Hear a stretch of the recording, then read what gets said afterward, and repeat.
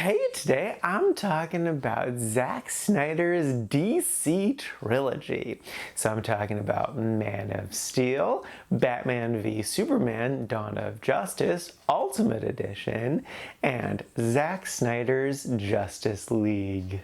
First up is Man of Steel. This is a 2013 film that I have seen before and didn't really care for. I wanted to rewatch this. Maybe Charlie from 9 years ago was wrong, and it is actually great. Let's start off with the things I liked about it. Firstly, everything with Smallville. Smallville was incredible. Really, this movie should have just been like a coming-of-age story of Clark Kent learning his identity and building the confidence to finally become Superman, which is part of the story. But we didn't need the Metropolis stuff. We didn't need Lois Lane. We didn't need Zod. We didn't need anything on Krypton. We just needed small town boy discovering who he is. I in particular really loved his panic attack when he suddenly could just hear and see everything super intense. That was so good. All those little vignettes just worked really, really well. Henry Cavill was decent as Superman here. And I did like Amy Adams, though she was kind of whispering for a lot of the movie, and that was an interesting choice. The main complaint is how it just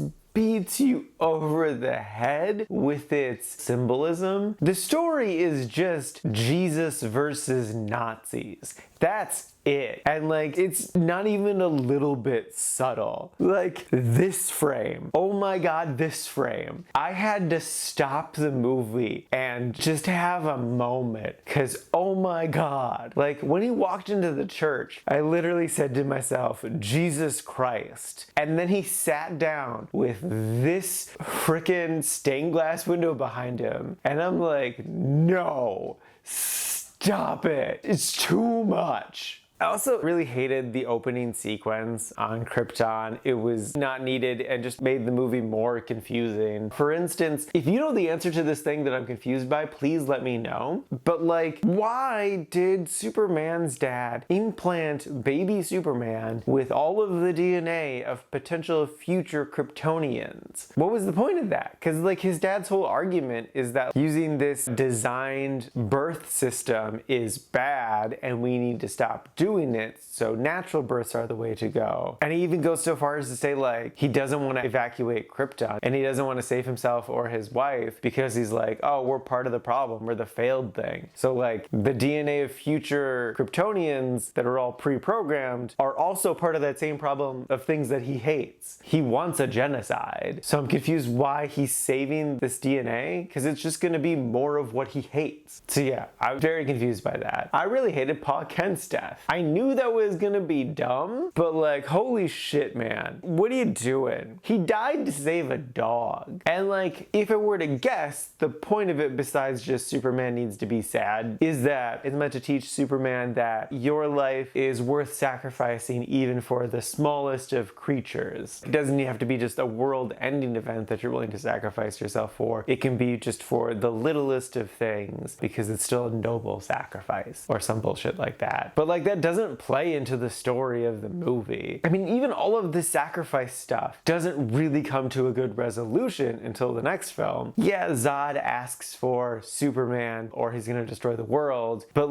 there wasn't ever a sense or feeling that Superman was really gonna die. Unless he was on the ship, he had the advantage constantly. It was just his morals are the only reason that the movie went on for as long as it did. So yeah, as much as I complained, I technically liked it. I was entertained. I clearly have my issues with this movie. Don't worry, I like the other ones more. So yeah, it's fine. Do I recommend it? No. This movie should have just been a Smallville movie and got rid of all of the grandeur. So yeah, no. It was okay-ish, but I wouldn't recommend it. Next up is Batman v Superman, Dawn of Justice, Ultimate Edition. This movie was very clearly a step up, a step in the right direction. They did lots of things here that I really liked. Firstly, I love Lex Luthor. Jesse Eisenberg really made this movie. I was afraid he was going to be more of just his social network self, but he really isn't. He's going for a completely different other vibe. I also really love the subtle complexity of his character insofar as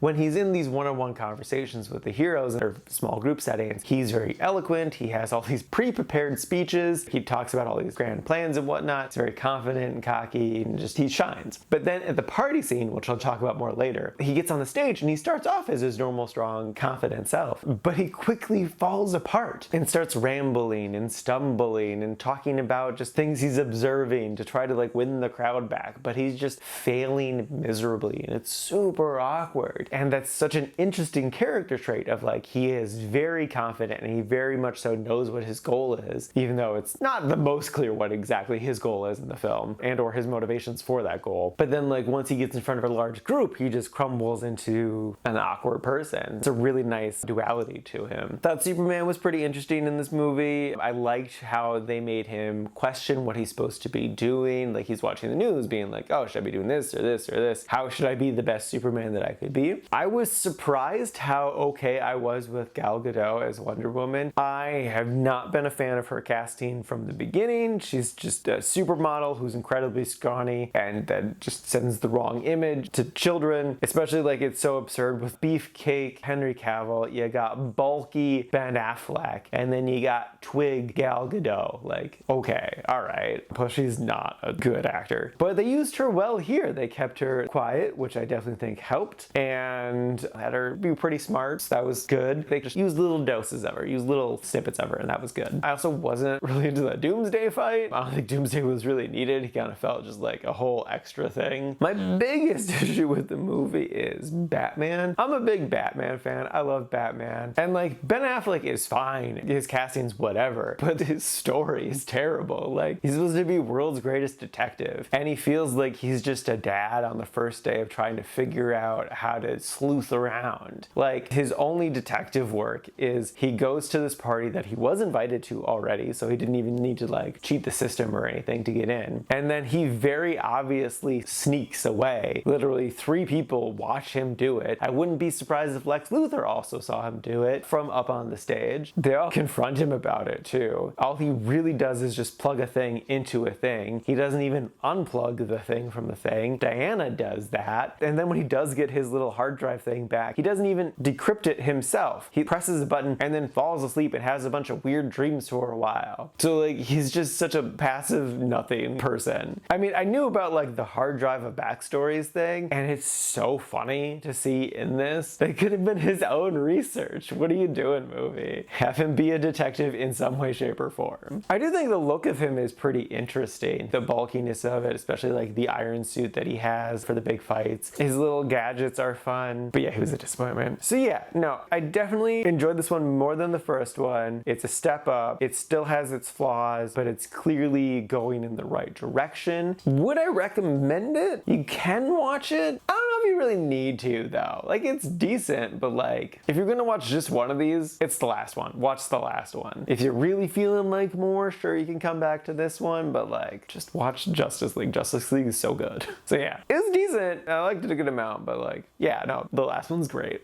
And lastly is Zack Snyder's Justice League. Hot damn, I was surprised with how much I enjoyed this movie, because it was a lot. Firstly, what I found so interesting too is this is a 4-hour beast. And even though it's so long, comparatively, the other two felt so bloated with their shorter runtimes, but this one felt like the right length. Like they gave everyone their stories and their beats and their time to shine. It fully explored the characters and ideas. It just really worked. I enjoyed Steppenwolf. I thought he was an interesting villain. They showed his motivations, his struggles. I could empathize with him even though he was like going for a terrible thing. I could understand his thought process and where he was coming from. Cyborg was incredible. Zack Snyder was saying Cyborg is the heart of the film, and like, oh my god, yeah, Cyborg is 100% this film. It is a Cyborg film. This film does not work without his storyline. I haven't seen the Joss Whedon version of Justice League, but I can't imagine that movie working because I know Cyborg isn't in it. So I'm like, how did they tell this story without him? I loved his dad a lot. I loved their complex relationship. Didn't really care for a Cyborg CGI outfit. All the other ones are so tangible and real, and this one's just too CGI, but that's a very minor complaint. He had a great story, interesting character, awesome motivation. Another one I was really surprised by was the Flash. I was very taken by his charm. I thought he was so interesting. I know the actor is problematic to say the least, so I felt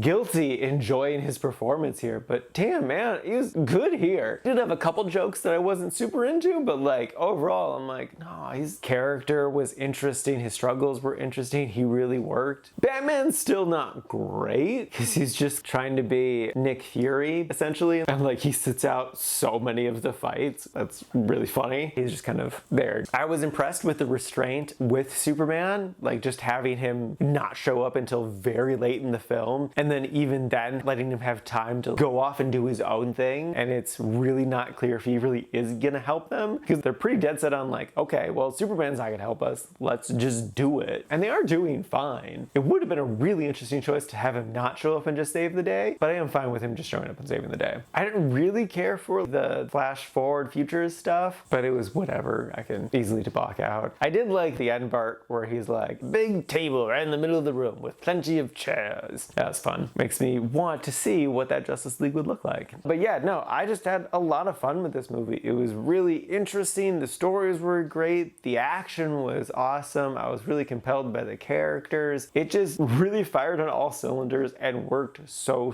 well. So if you're like me and you haven't really watched these films before, give this one a watch. It's legit really good. It still has flaws, but like I can forgive those flaws for the most part because it's just so entertaining and so interesting and so much fun and just really works. So yeah, no, I am so glad that I watched these movies just for the experience of watching this one. It's so great and well worth the entire experience. So yes, loved it. Would without a doubt recommend.